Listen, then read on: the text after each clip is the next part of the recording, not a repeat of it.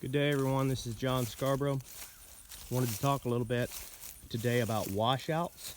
It's something I talk pretty good bit about on my channel. It's because here in Louisiana we have a lot of hills and we go through dry spells like anyone else in the South, but then we end up with quite a bit more rain. I was from East Texas originally, and we didn't have near the rain as we do here on this side of Shreveport. We're probably about I grew up an hour west of Shreveport, and now I'm about an hour east of Shreveport, excuse me.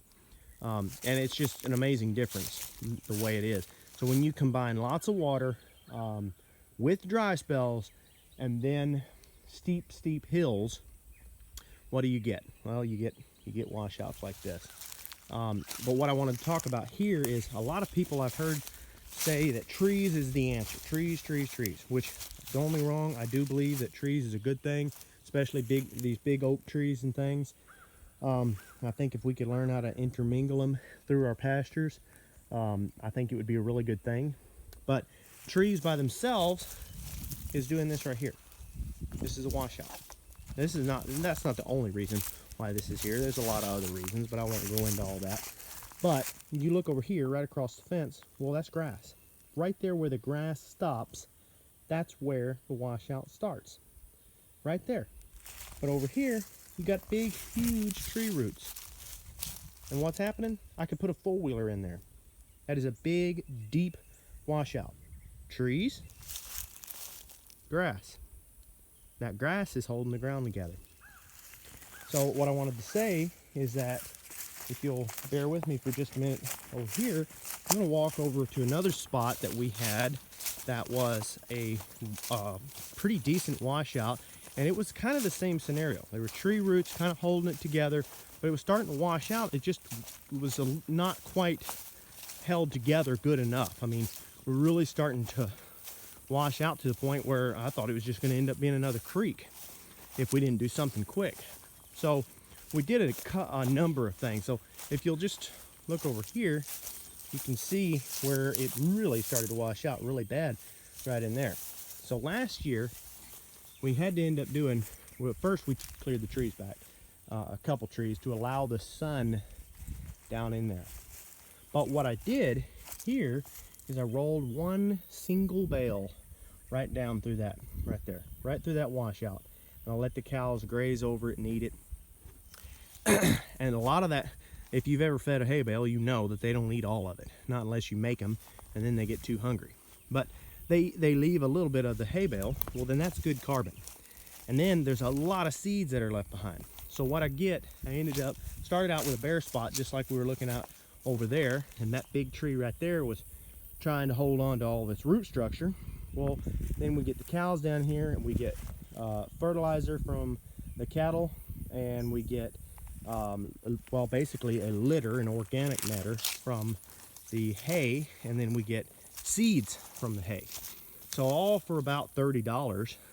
We went from that over there, washing out, losing our soil, to this right here. A nice grassy spot that's being held together. It's not dependent on just tree roots.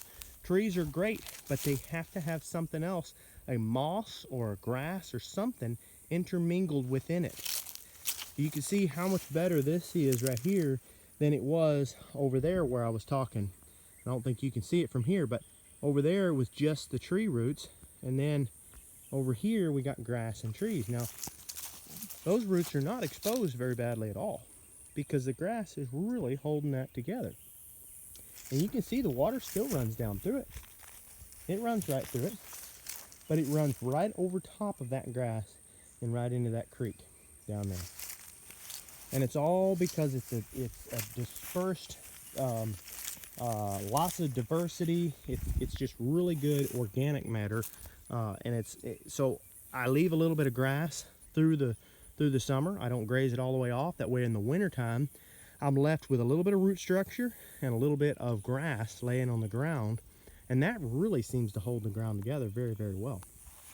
But this is way better than just having the trees. So I just wanted to say to everybody that is out there, they're against cows and they're against cattle and farming, and they're all like, well, bring the trees back, bring the trees back. Well, I just wanted to show everybody this right here. Like this, you can't just get rid of the cattle. Don't get me wrong, I do think that if some people would change their grazing management and they would move their cattle instead of just leaving them out there and letting them turn a place into a golf course, I think we would see some major improvements.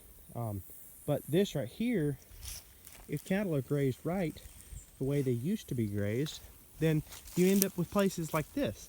And this, there's nothing wrong with this. This would end up turning into a deep creek right here if I would have let this go. But so through cattle and trees together, we've ended up with this right here. So anyway, I just wanted to show this video. Y'all please share this and subscribe to my channel if you're interested in what I do. If you're not and you just like the video, then like the video. Help me out here. I'm trying to get my name out there. I'm trying to show some of the things that I do, and I'm not very good at making videos, but I'm trying to put some good content out there, even though I'm not real good at saying what I'm trying to say. So I appreciate it, and y'all have a good day.